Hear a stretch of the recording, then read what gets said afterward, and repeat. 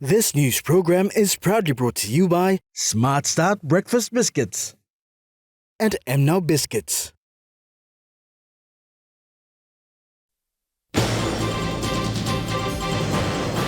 Livestock Ministry revive cattle farming in Papua New Guinea. Prime Minister Marape calls for peace in Hela. And warring tribes in Western Highlands Province sign peace agreement. Good evening, you're watching National EMTV News. I'm Grace Papiali. Thank you for joining us. The Livestock Development Corporation Limited, under the new Ministry of Livestock, is reviving cattle farming in the country. Through this initiative, more than 180 cattle have been shipped from Sialum in Morobe Province to Central Province to revive the breeding program.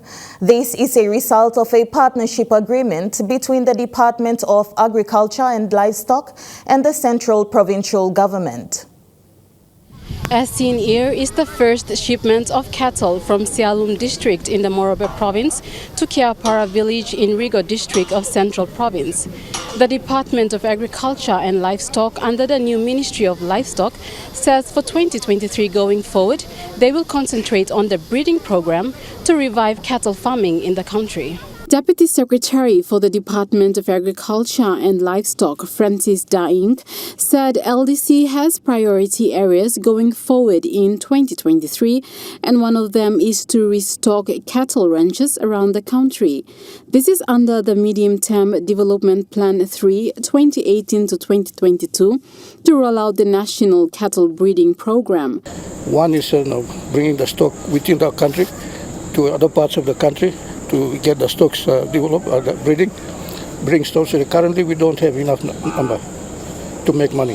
LDC Chairman Martin Ginyaru acknowledged the current government for supporting the agriculture sector, especially LDC. He said through the new Livestock Ministry, funding has been made available for LDC to carry out the breeding program. Support, we have now secured about 30 million for this year for livestock. And that's a big improvement in funding. Mr. Ginyaru said the cattle will be transported to the Launa Kalana breeding station, where it will supply the southern region.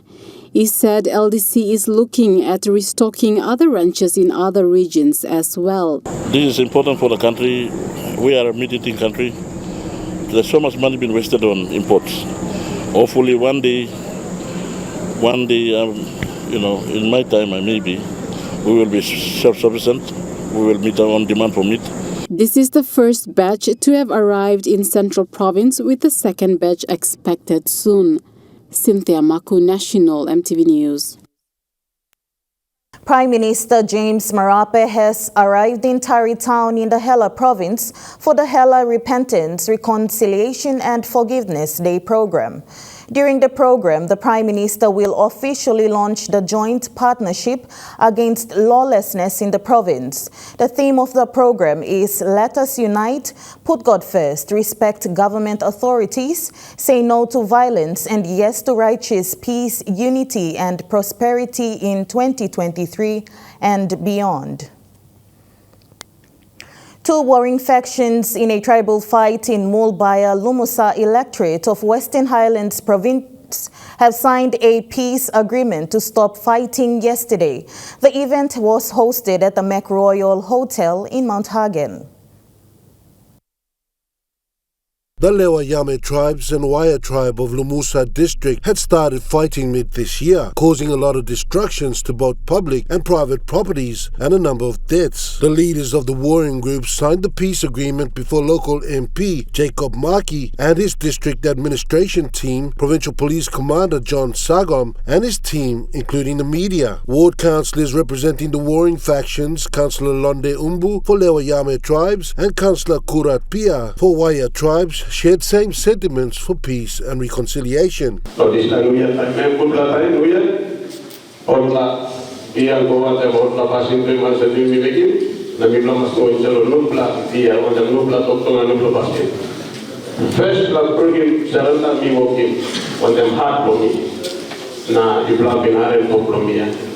Now we can give speed to you platform, to hard, to you platform, finish. He also thanked the provincial police commander and his officers for attending to their conflict. Councillor Kura for the other side also expressed the same views. Program we provide now, start. Program we provide the staff now. All content thinking staff, what you will one time something thinking you will start and people are I propose one more. Digiman by you, na member by you, member by you, right on He also highlighted that the signing of the peace agreement was not to be taken lightly by both parties. This signing was also done by immediate relatives of those that died in the fight, along with the frontmen in the conflict. Meanwhile, PPC John Sagam also commended the people of Lumusa for embracing peace and harmony and urged them to continue maintaining it into the new year.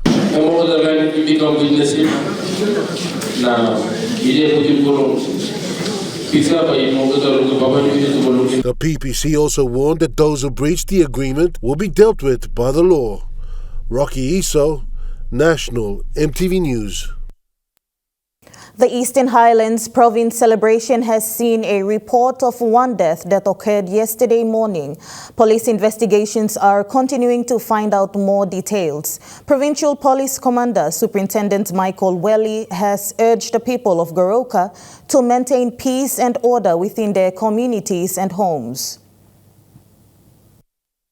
Eastern Highlands Provincial Police Commander Superintendent Michael Welly said despite a tribal dispute over land that occurred outside of Goroka in the Ungay-Bana district, there were no major incidents on Christmas Day itself. Police investigations are underway following a death that occurred with 12 injured in the Ungay-Bana district. We had a peaceful Christmas. No major incidents during the Christmas period. However, prior to that, there was a fight up at Bena before the Christmas day anyway, and 12 got injured, 6 on either side of the warring factions. However, into Christmas, it was all quiet and peaceful. PPC Welly is appealing to the public to take precaution and maintain peaceful celebrations going into 2023. I'd like to appeal to our good citizens that, let's be responsible in our celebrations. He also cautioned motorists to ensure their vehicles are roadworthy to avoid nasty car accidents, which are common issues during the festive season. Meanwhile, the police Christmas New Year operations will continue into January, and a liquor ban imposed last week on the 23rd of December will continue until the 1st of January 2023. A curfew will be imposed on New Year's Eve to ensure that residents within and around the province celebrate New Year within the vicinity of their homes in a safe and secure manner. PPC Welly also appealed to the public to make use of the Eastern Highlands Provincial toll-free number, which is 70906666, to report any suspicious illegal activities. Kiunga Police received 877 litres of fuel from the Tutuwe Ara Women and Children's Association this morning. As a development partner in the province, the Tutuwe Ara is one of 9 women and children associations under the Community Mine Continuation Agreement arrangement between Ok Tedi Mining Limited and the Mine Impact Communities. Association Vice President Sarah Meroke made the presentation on behalf of the 29 Tutuwe Trust villages along the Kiunga to Tabobil Highway. Meroke says they have realized that there are law and order issues in their 29 villages, and therefore they have decided to play their part in supporting the police force. Okay, Mitra go through the patrol. Now Mitra looking inside law. We have 29 villages who are along the highway. The association belongs to this highway here, and we have 29 villages here. Kiunga Police Station Commander Inspector Anjab Minata says this donation means a lot to them this festive season. Yes, we start more than 14, 15 years now, close to over 16 years. We're not going to experience him especially company, also public, also president first of its kind. Inspector Minato says this is the first of its kind and he is hoping for more support to come to his team. Okteri Development Foundation's Executive Manager, Program Services, Eric Kuman, on behalf of the association, explained the existence of the association and the work it conducts in the communities. This presence for Mama Loyalo this morning is to give you a small gesture of supporting this festive season and people. Kuman says police presence is needed in all districts in Western Province. Samantha Solomon, National EMTV News. National EMTV News continues after the break. Stay with us.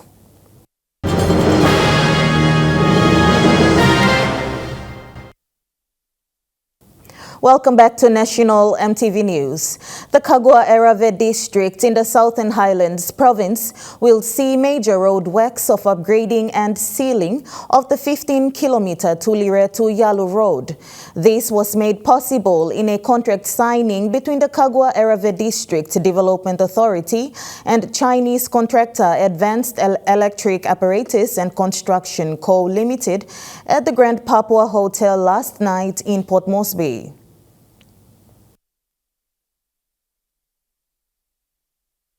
The Kagwa-Erave district, located in the Southern Highlands province, is well known for tribal fights and issues with lawlessness over the years. Yet the district also has the potential for growth and an impressive selection of attractions and experiences. Law and order, including road link for connectivity to the rural remote areas of the districts, are on the priority areas for the local MP, Mainapano, and his district development authority. This was highlighted by the MP's first secretary, Ezekiel Kipe. Linking to rural community is one of our priorities, and we have 4 impact projects. One is Yalu, Tulere, Yalu, Sumi, Wasuma Road. Number 2 project is Poloba, Tiabli, Poloba, Mantawa Road.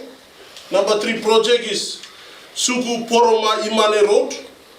And number 4 project is Kware, Ridita, Kware, Silin Road. The agreement signing between the Kagwa-Erave DDA and the contractor will see phase 1 of work to be conducted on the 15-kilometer Tulire to Yalu Road and then to Sumi. The Kagwa-Erave MP, Mainapano, was very thankful to the Marape government and the National Planning Minister, Rainbow Paita, for releasing 4 million kina for phase 1 of the project. End of 2022, we will put the project plus Kagwa-Erave.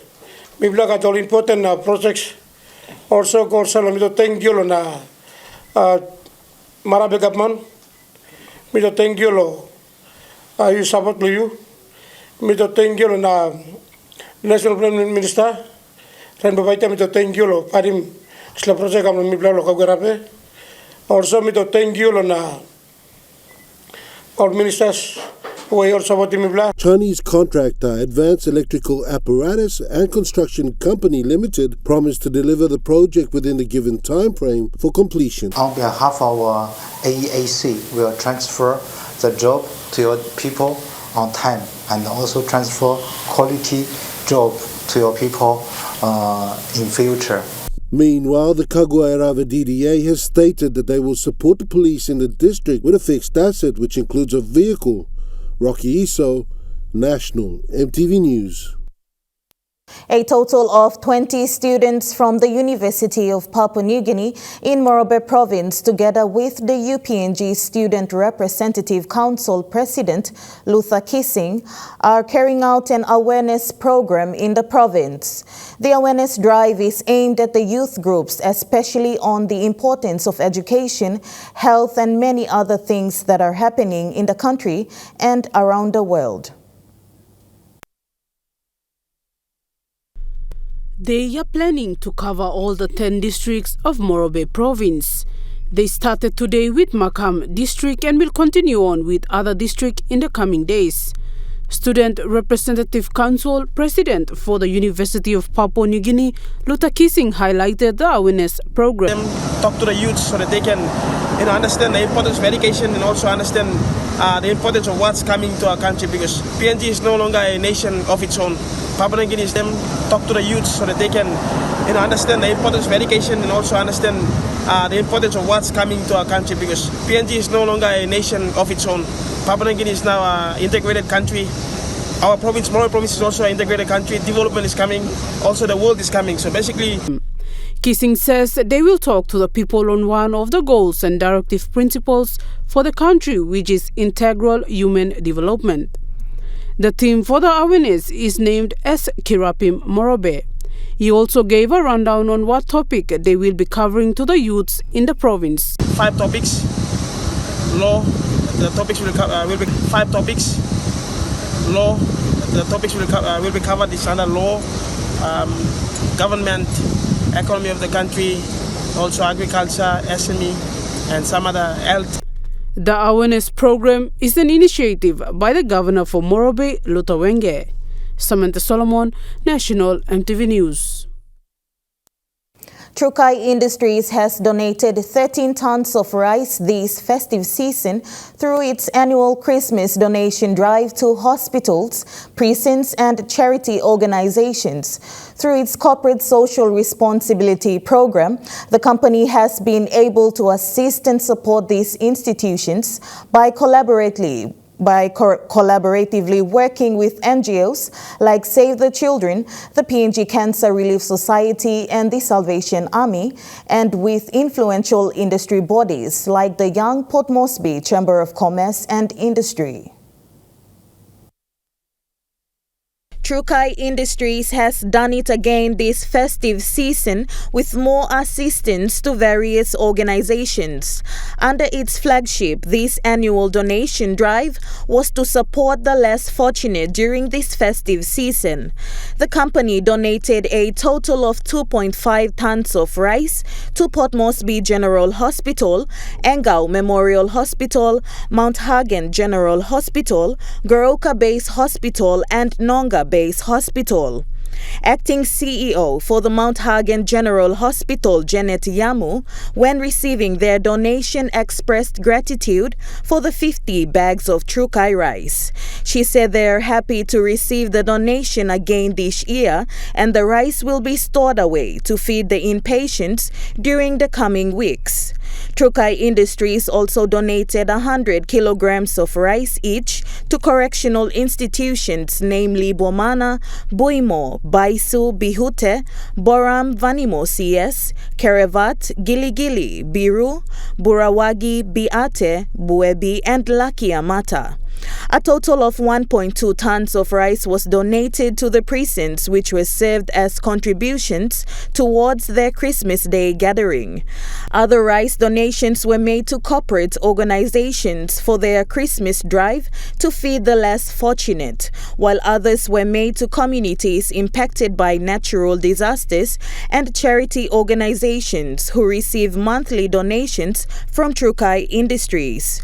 Trukai Industries CEO Alan Preston said their aim during this donation drive is to show their support by giving back to the communities in which they live and operate in.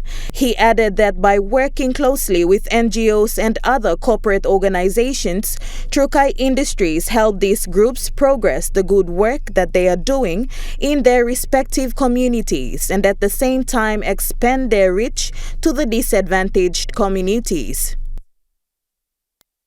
A loan portfolio agreement was signed today between the United Nations Capital Development Fund and the Women's Microbank, or Mama Bank, at the bank's headquarters in Port Moresby.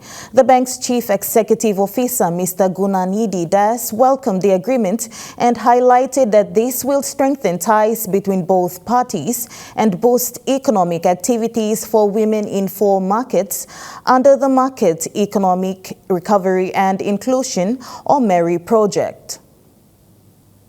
The Women's Microbank efforts to engage with citizens in the informal sector and in strengthening mostly women and their families to be economically independent have been boosted with the support from the UNCDF through a loan portfolio guarantee agreement for a period of 2 years. This agreement will enable Mama Bank to support aspiring women willing to step up to the occasion, do well in their loan utilization, and stand out as successful entrepreneurs. The Guarantee Fund is directly linked to those women who are often faced with additional difficulties in accessing finance from financial institutions. Where customers are unable to get the credit from the financial institution, we venture out to give loans with their, having the proper mechanism, the appraisal system, and at the back end, there is a guarantee that if something goes wrong, then we are able to take that particular fund, access that fund to mitigate our risk. Regional Manager of the UNCDF Pacific, Ms. Neha Mehta, who joined the signing ceremony via Zoom, said they believe that access to credit through the guarantee scheme has a significant role to play for women in the informal sector and that they are pleased to provide the guarantee scheme to the bank in partnership with the UN Women through their Mary project.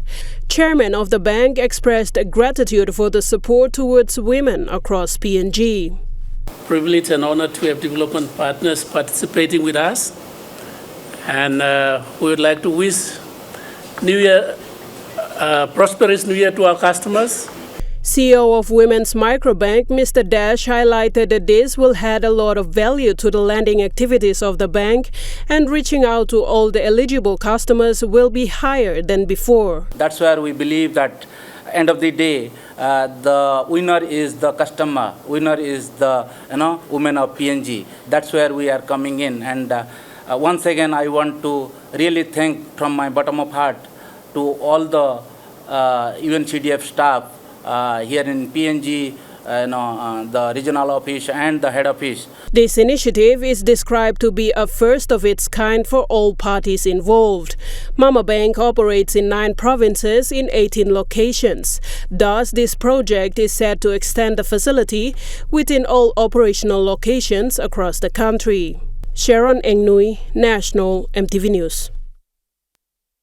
With the growing number of small to medium business enterprises in the country, not many business owners are well equipped with basic financial literacy skills. With that in mind, a local business consultancy firm, LBK Express Consultancy, held a financial literacy training which saw 21 participants certified after completing a 3-day intensive training. Divine Word University journalism student Edson Kuso reports. The participants consisted of small business owners, employees, and even students who were all keen to learn how to effectively manage their finances and small business. Founder and director for LBK Express Consultancy, Bilu Kasanda, said as part of the government's financial inclusion strategy, the PNG MSME Council has encouraged citizens to acquire basic financial literacy knowledge and venture into small business activities. Kasanda outlined what the participants have covered over the period of their training. One is the budgeting modules.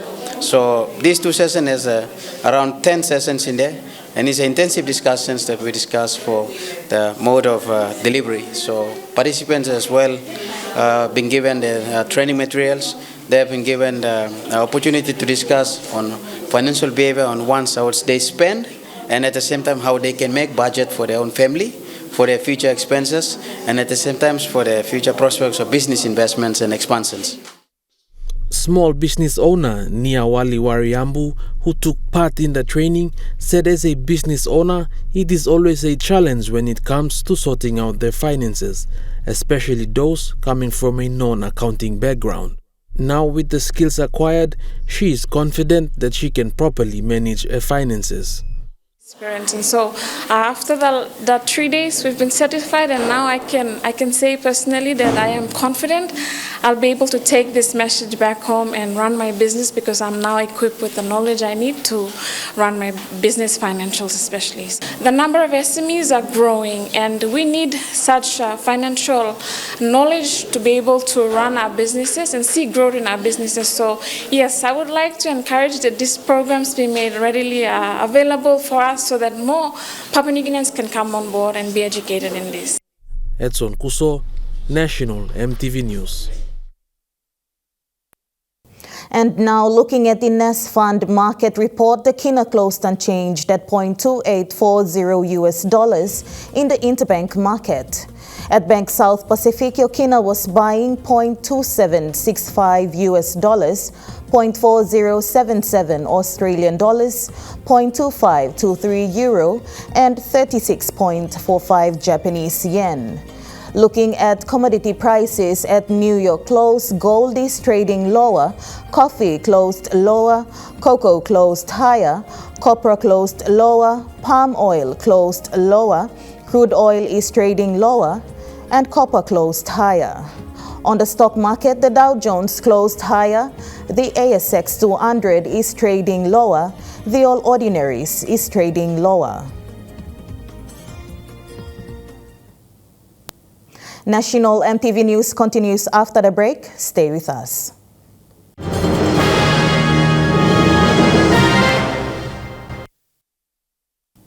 Welcome back to National EMTV News. Rangeview Plaza's Christmas promotions ended today in Port Moresby with 2 last winners for the weekly draws and travel packages announced. 2 lucky winners walked away with 2,000 kina cash prize and 25,000 kina travel package. Raymond Thomas is the lucky winner for the 2,000 kina cash prize, while Rosalind Hamos gets to spend her new year anywhere in PNG as the winner of the grand prize, which is a 25,000 kina travel package. Rosalind, who works with Telecom, acknowledged Rangeview Plaza for the promotion and said she will travel with her family to her own province in Bougainville. When the officer called me, I said, oh, nice, I'm going to Hagen and Wewak. But then when I went and discussed with my husband, he said, why can't we go to New Island and then we go to Buka? And then I said, okay, I think we put it that way. Rangeview's Christmas promotion started in November of this year, where customers who spend 100 kina or more in any shops in the plaza get to enter the draw to win prizes. So far, 6 lucky winners have walked away with 2,000 kina cash prizes, and 3 winners have won the traveling package of 10,000 kina, 15,000 kina, and 25,000 kina. Cynthia Maku, National EMTV News. Moving to overseas news now, the United States has joined other countries into imposing restrictions on travelers from China after the nation lifted its zero-COVID policy. Australia is so far holding off on new measures, but as cases surge rapidly in China, there are fears of a new variant of the disease could emerge. The extent of the outbreak is mostly unknown, and the U.S. has accused Beijing of a deliberate cover-up. From the world's most populous nation, alarming scenes. China's hospitals overwhelmed, COVID infections soaring. The country's abrupt decision to dismantle much of its strict COVID regime apparently yielding worrying results. Wards full of desperately ill people. Outside this hospital in Chengdu, a queue for emergency services. Government officials say the situation is under control. That's not what these pictures suggest. At the Dongjiao funeral home, one of the city's biggest, more evidence of the scale of the problem. One funeral procession after another. Workers here say they're so busy they have no time to eat. And yet China is opening up, about to relax rules for inbound travellers and making it easier for Chinese citizens to travel abroad. Welcome news for travel companies after 3 bleak years. Since this morning, we've had lots of inquiries from our customers. They're asking whether they can travel abroad normally again, whether they'll need to quarantine on their return, and when international tourism will return. A senior Ukrainian politician said his whole country is grateful for young Australians' sacrifice after a Victorian man was killed fighting for Ukraine. Sage O'Donnell is believed to have died just before Christmas. Aren't ex-military, they're civilian, so they don't have any kind of background. And a lot of the training they receive is I would say somewhat outdated. So someone like myself who has a more Western background in the military, I'm able to come here and train them.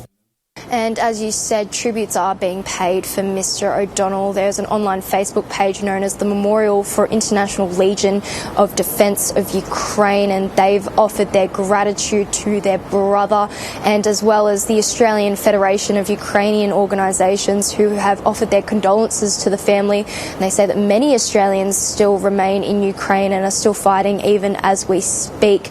Now that's prompted the Australian Prime Minister Anthony Albanese to urge Australians not to travel to Ukraine and to continue to follow the travel advice. It is believed that Mr. O'Donnell would be the fourth Australian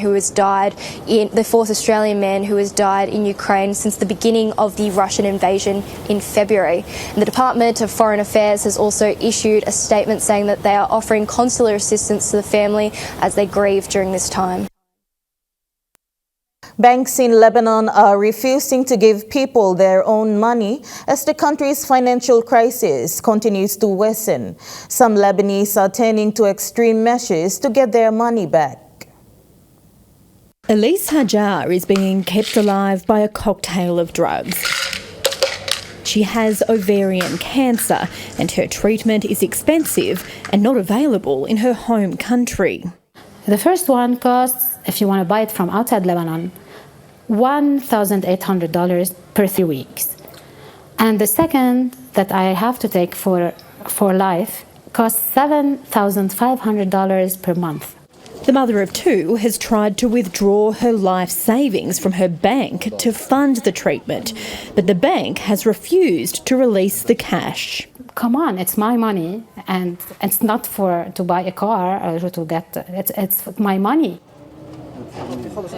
When Lebanon's economy collapsed in 2019, many banks froze their customers' accounts. The central bank, they spent all the money they had, so it cannot pay it back to the Lebanese commercial banks, and the Lebanese commercial bank cannot, as a consequence, pay to the depositors. Desperate Lebanese are fed up, taking up arms in bank heists, demanding access to their own cash. National EMTV News continues after the break with Trukai Sports. Stay with us.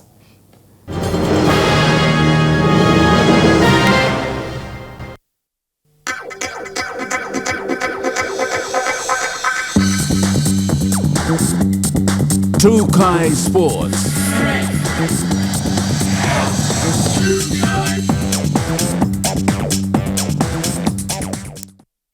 Welcome to Trukai Sports.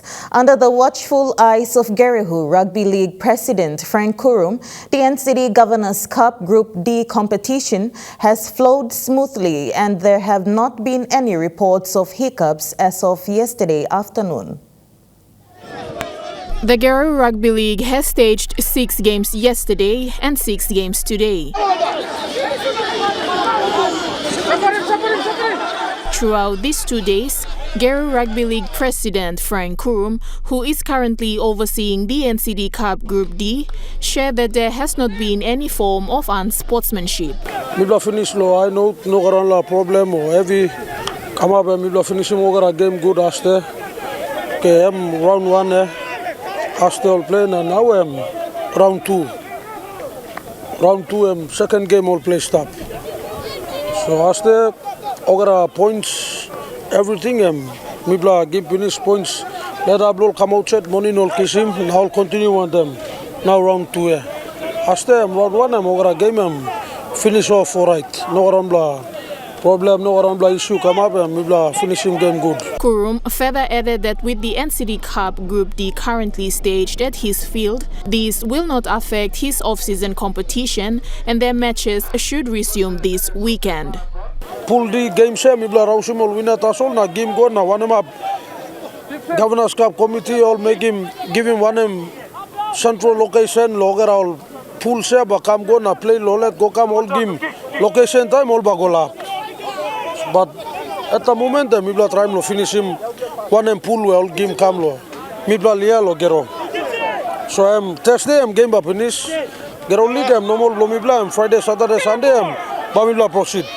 But until and unless if mibla looking mosem all narla areas all Governors Cup committee all let all scale him na if all like give him chances of mibla can running finals emba affect him, but unless if I'm go all central location definitely I'm still proceed on one them normal Christmas game lo mibla blo gero league. Kurum then went on to acknowledge NCD Cup patron Powers Pakop for giving them such a privilege to hosting this tournament, as it brings together youths from all walks of life to unite through this tournament. Lisa Puni, Trukai Sports. NCD Governors Cup has been deferred to Friday, the 30th of December, with no matches played today at all respective venues in the city. As per advice from the organizing committee, this is due to the wet weather experienced in NCD. Games will resume tomorrow. Now, having launched the NCD Governors Cup successfully here last week at the City Hall, this week on Tuesday, the tournament kicked off successfully, but due to wet weather, according to the games organizers, the games for round 3 this week has been deferred to tomorrow, Friday, the 30th of December 2022, due to wet weather. These games deferred into 4 pools and played at 4 different locations in the city, namely Gerehu, Hohola, Waigani and Bumana, will take a day off after the games from today have been cancelled due to wet weather and venues affected by the rain.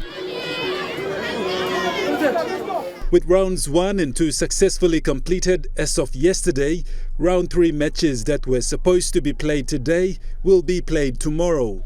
Meanwhile, games supposed to be played according to today's draws for the 4 respective pools are as follows. In Pool A, draws for the Bumana games: Kitoro Jets versus Northern Reds, Vanuatu Dust versus MS Sharks, and Wildlife Pythons versus Kagua Woodmen. In Pool B, in Koni Tigers Oval, Murata Vikings versus Murata Swans, Cowboys versus Hood Vikings, and Gerehu United versus Murata Bullets. In Pool C, in Hohola, City Dwellers versus Pom Menjales, Apex Dust versus Talks Nest United, and Boroko Bulldogs versus MBB Underdogs. And in Pool D, over at Gerehu, also supposed to be played today in Pool D, are Mautana Roosters versus Mile Giants, Border Storms versus H6 Knights, and Gabutu Dragons versus Kone Sharks. Now, these games will be played tomorrow in their respective pools if the weather permits. Now, according to the gaming organizers of the NCD Governors Cup, games for round 3 matches will resume tomorrow before reaching quarterfinals. Godwin Eki, Trukai Sports. Trukai Sports continues after the break. Stay with us.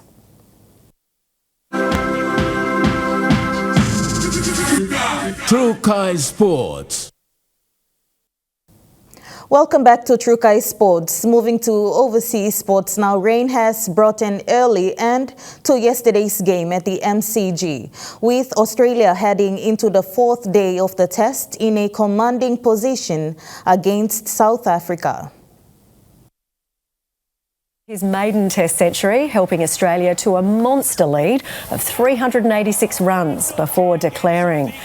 The tourists look to regain control of the match early in the day with Anrik Norkia, removing the big wickets. Norkia removing the big wickets of Travis Head and David Warner, putting the paceman on a hat-trick. However, Carey and Cameron Green steadied the ship with a 117-run partnership to put the home side in the box seat. Australian captain Pat Cummins took the key wicket of Dean Elgar on just his third ball before rain stopped play, with the Aussies leading by 371 runs. In tennis, Nick Kyrgios has withdrawn from the inaugural United Cup team's event just 24 hours from his first match in Sydney. Sport, obviously, it's an individual sport and they do play a lot. And if players do want to pack out their schedule, Nick Wetton played an exhibition, there is that chance, there is that risk of those niggles. Apparently he went over on his ankle, or there was an injury to that ankle. You know, and that is the risk every single time you walk on the tennis court, whether it's, the knees or the hips or the shoulder. Little things are always there, and I think players are always carrying some sort of, pain somewhere. But they learn how to manage that very well, and that's why they have great teams around them. They have physios, they have great support. And there's no question, he's probably thinking, okay, I have to play a lot of matches if I want to do well at the Australian Open. It's a double weeker, it's 5 sets. So he's probably being just a little bit more cautious. In a change of wind, direction has significantly slowed most of the remaining fleet in the city to Hobart Youth Race. Actually slowing them down. So at the moment, those light winds are forecast to stay. They'll hang around for the rest of today and tonight, and even an afternoon sea breeze is expected to die off later on this afternoon. So whilst it is a reprieve from the conditions last night, still not ideal. Now, speaking of those conditions last night, they sounded horrible, Joe. So we've been hearing that crews face between 35 and 38 knot winds. So you can't even imagine that in the dead of the night with limited visibility, having to sail in that sorts of conditions. And that ends True Kai Sports. The Money Plus weather report is next. Stay with us. True Kai Sports.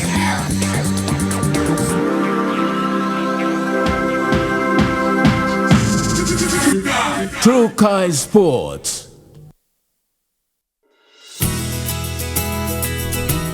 This weather update is proudly brought to you by MoneyPlus, with you always. Now we take a look at the weather forecast for the next 24 hours. In the southern region, Port Moresby City, cloudy with patchy rain. Darul, some showers and thunderstorms. Kerema, cloudy periods with few showers. Alatau, few showers. Popondetta, cloudy with rain periods. In Momase region, Lay City, partly cloudy with brief showers. Madang, partly cloudy. Wewak and Vanimo, cloudy periods with brief showers. In the New Guinea Islands region, Lorengau, few showers with possible thunderstorms. Kavieng, cloudy periods with brief showers. Kokopo and Rabaul, cloudy periods. Kimbe, few showers and thunderstorms. Buka, mostly fine. In the Highlands region, Mount Hagen City, cloudy with rain periods, then morning fog.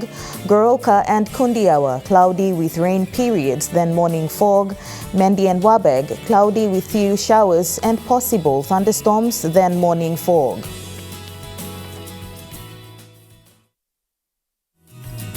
The weather update was proudly brought to you by MoneyPlus, with you always. And that wraps up the news, sports and weather for Thursday, the 29th of December 2022.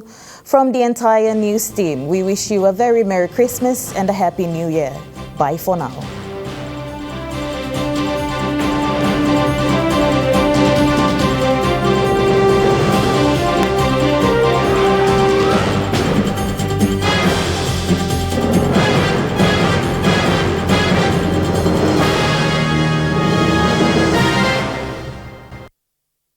This news program was proudly brought to you by Smart Start Breakfast Biscuits and Gold Nuggets.